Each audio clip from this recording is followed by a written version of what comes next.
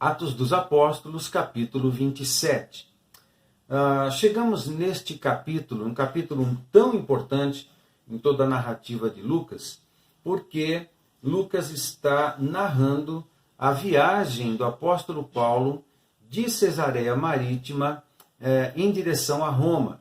Mas o capítulo 27 narra a saída do apóstolo Paulo e muitas outras pessoas que estavam guardando o apóstolo Paulo na presença do centurião, junto com uma comitiva de soldados, estavam levando Paulo para Roma, mas não apenas, porque Lucas já estava com ele. O pronome que é usado aqui no começo do capítulo 7 por Lucas é o primeiro do plural. Então ele diz: nós estávamos, nós passamos, nós saímos. Então Lucas está presente com o apóstolo Paulo nesse momento aqui, nessa viagem. Muito bem. Então Lucas está narrando a viagem de Cesareia Marítima em direção a Roma. Só que ele começa no capítulo 27 em Cesareia Marítima e termina na ilha de Malta. Ele não chega em Roma até o final do capítulo 27, isso só vai acontecer no capítulo 28. Muito bem. No capítulo 27 encontramos uma narrativa continuada da navegação. Paulo entra no navio em Cesareia Marítima junto com uma grande comitiva. Esse navio era um navio que ia em direção a Roma, no entanto, não em linha reta, não era possível por causa das grandes tempestades no mar Mediterrâneo, e eles subiram para o norte, foram para a cidade de Sidom. De Sidom ficou um tempo ali, Paulo visitou alguns discípulos em Sidom, o centurião conseguiu um navio, foi até a ilha de Creta. Na ilha de Creta, na região que Lucas menciona ser chamada de Bons Portos, próximo de Lazéia, uma região ao sul da ilha de Creta.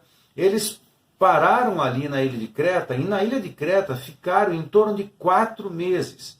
Havia muita tempestade, o tempo não era favorável à navegação, e eles esperaram na ilha de Creta até que conseguissem um navio e um tempo bom para começar a navegação.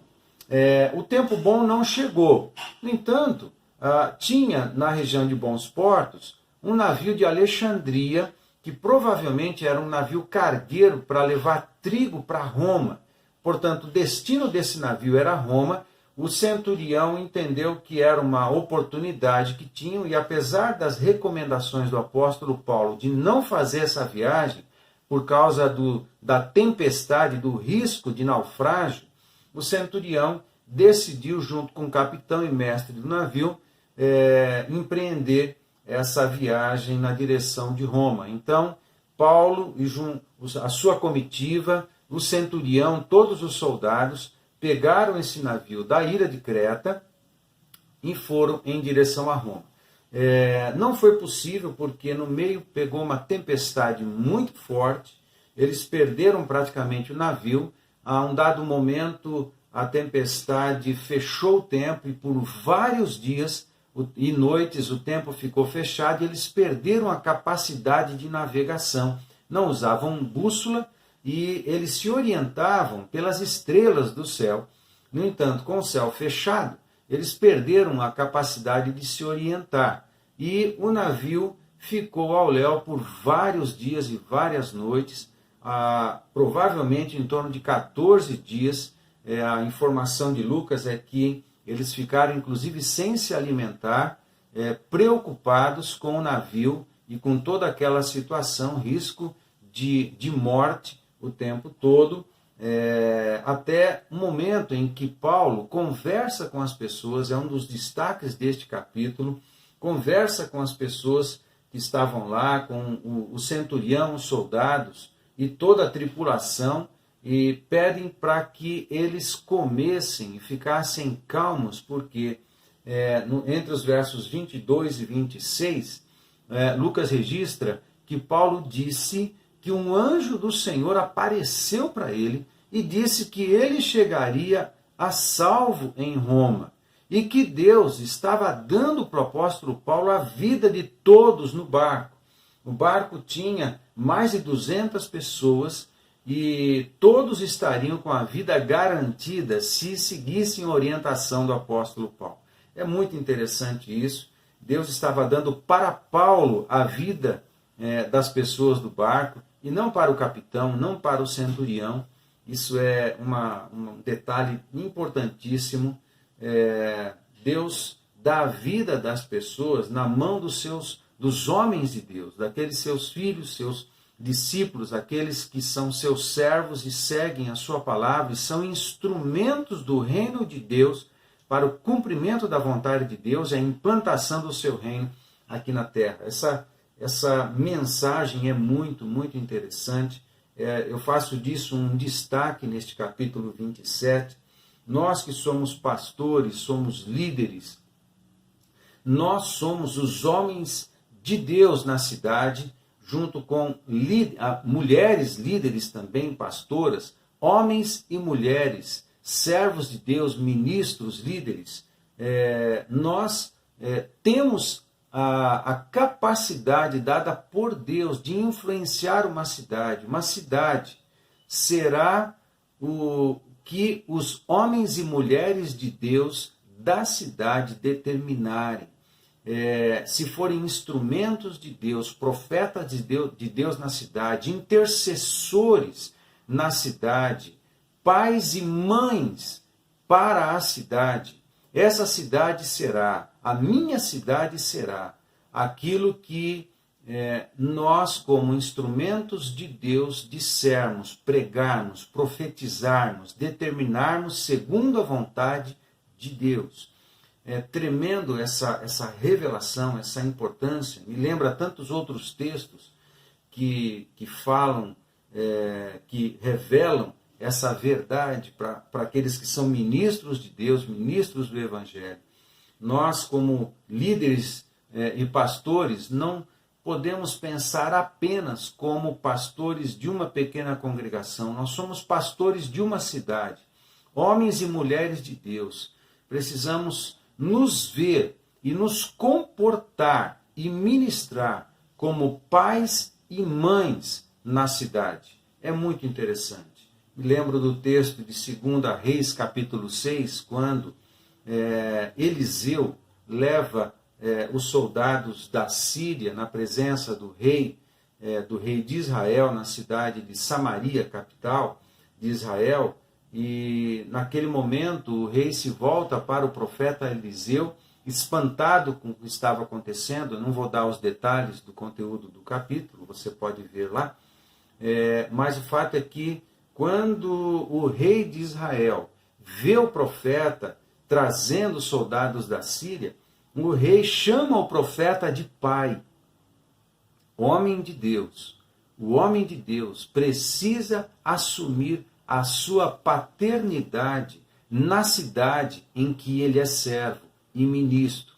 Nós precisamos assumir o nosso papel e também a nossa influência como homens de Deus, profetas de Deus numa terra. Precisamos ser instrumentos para a implantação do reino do Senhor. A nossa cidade será aquilo que os homens e mulheres de Deus desta terra, desta cidade, for e determinar.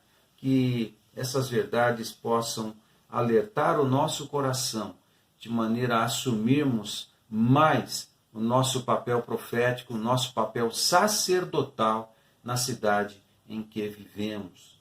Esse é um destaque que dou. Quanto ao tempo, é uma outra informação que deve enriquecer a sua leitura. É provável que Paulo está saindo da ilha de Creta no mês de outubro do ano 60.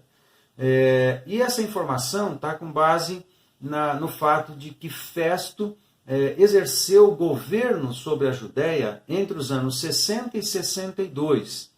E como ele reabriu o processo contra o apóstolo Paulo logo no início do seu governo ali na região da Judéia, isso no ano 60, então é provável que nos primeiros meses do seu governo ali, ele tivesse trabalhado novamente esta ação contra o apóstolo Paulo, até o ponto de, no capítulo anterior, capítulo 26, na presença do rei Agripa II, fechar a questão dentro da competência de Festo e o rei Agripa, e atender o apelo do apóstolo Paulo de ser julgado por César.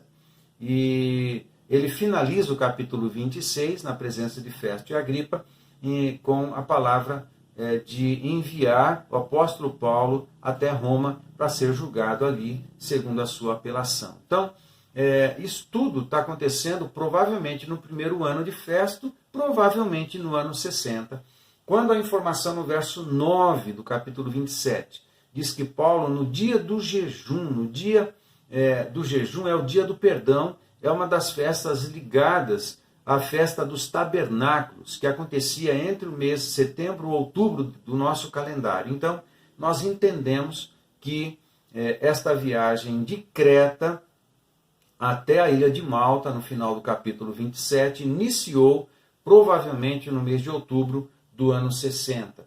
Ele só foi chegar em Roma meses depois, ele ficou em Creta em torno de 4 meses, até chegar à ilha de Malta, alguma coisa em torno de 20 dias, e na ilha de Malta ele esteve lá por 3 meses, mais ou menos. E só depois é que ele conseguiu um navio para ir em direção à Itália, que era bem próximo da ilha de Malta, chegando em Roma, então, quase um ano depois que saiu de Cesareia Marítima. Bom, são essas as informações que eu reparto com você, na intenção de enriquecer a tua leitura do capítulo 27 de Atos.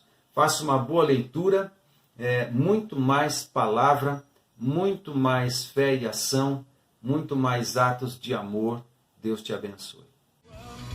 Tua presença, eu amo.